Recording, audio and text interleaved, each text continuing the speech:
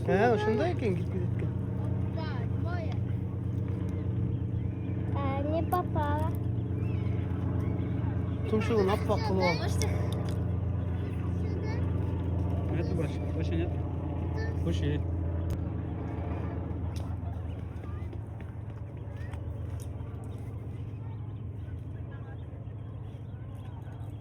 Buna çoğurak erkek okşaydı ha?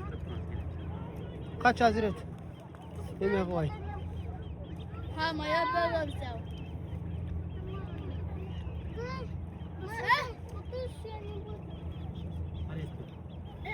Kaçsan dere, seni korkup gelmeydi. Baya o yolda gelip görgünler şuradan bile karar. Şimdi emin baya bir dambada yemeğe olacak kanka. Şuna karar. Şimdi ne kadar?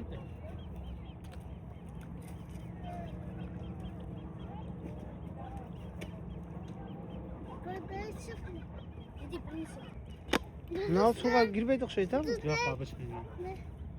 Nasıl koyuyorsun?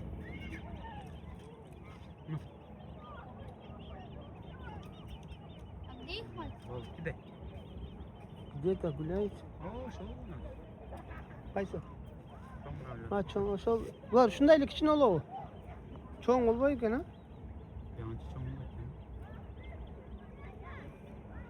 Baya birisi girip Ha, getiyip bir giyin flash çıktı yüzünden. da. O şunda okşaydı. Ne katta?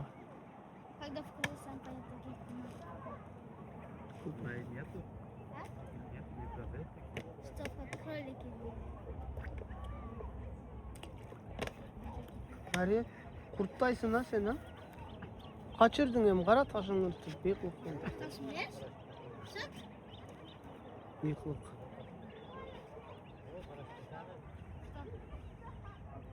Ne geldi gayrı? Ne paraşütten sekirgen mi?